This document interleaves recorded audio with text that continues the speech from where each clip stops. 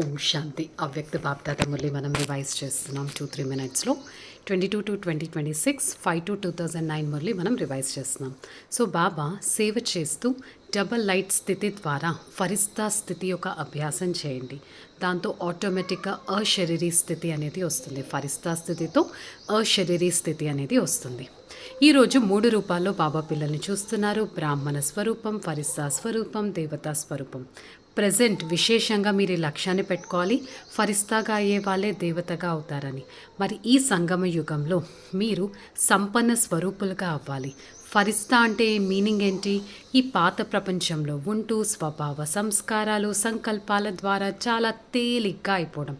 పాత ప్రపంచంలో ఉంటూ సంపన్నత ద్వారా స్వభావం సంస్కారం సంకల్పాలతో చాలా తేలిగ్గా అయిపోవడం. సర్వ సంబంధాలు తేలికతనాన్ని అనుభవం చేసుకోవాలి.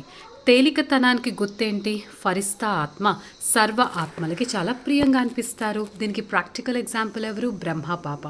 బ్రహ్మ బాబా అందరికీ ఎంత ప్రియంగా అనిపించేవారు.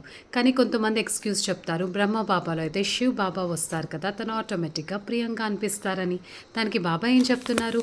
మరి మీరు మీ బ్రాహ్మణ ఆత్మలో మీ దాదిని చూడండి. పాత సంసారంలో ఉంటూ కూడా దాది అందరికి ఎంత ప్రియంగా ఉన్నారు, వారి స్వభావ సంస్కారాలు ఎంత తేలిగ్గా ఉండేవి. Second example Jagadamba. మమ్మని చూడండి, దాదిని కూడా చూడండి, మమ్మని కూడా చూడండి. వారు అందరికీ కర్మాతీత స్థితిలో ఉన్నట్టు అనుభవం అయ్యేవారు. మరి ప్రతి బ్రాహ్మణ ఆత్మ యొక్క లక్షణం ఇదే ఉండాలి, నేను ఫరిస్తాగా అవ్వాల్సిందే అనేది. ఈ సాకార దేహంలో ఉంటూ అతీతంగా ఉండాలి. దేహం యొక్క లైట్నెస్ మెయింటైన్ చేయాలి. ఫరిస్తా అంటే కర్మేంద్రియాలపైన రాజాగా అవ్వడం.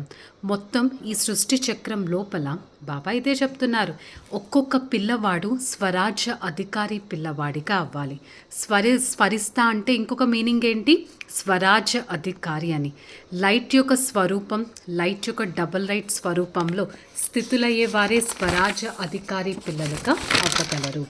కొంతమంది పిల్లలు వారి మస్తకంలో ఆత్మ సదా మెరుస్తూ కనిపించాలి. ఇదే ఫరిస్తాతనానికి గుర్తు. ఇప్పుడు తీవ్ర పురుషార్థం చేయాలి. ఇలాంటి లక్షణాలను మీలో ఇమర్జ్ కూడా చేసుకోవాలి. బ్రాహ్మణ ఆత్మలు అందరికీ చాలా మధురంగా అనిపిస్తారు, అశరీరీ స్థితిలో ఉంటారు, అశరీరీ స్థితిని అభ్యాసం కూడా చేస్తున్నారు. మరి డే అంతా చెక్ చేసుకోండి, నేను ఆత్మ ఎంతటి అశరీరీ స్థితిని అభ్యాసం చేస్తున్నాను. సమయం అనుసారంగా స్వభావం అనుసారంగా ఇప్పుడు అశరీరీ స్థితి అనేది చాలా ఇంపార్టెంట్.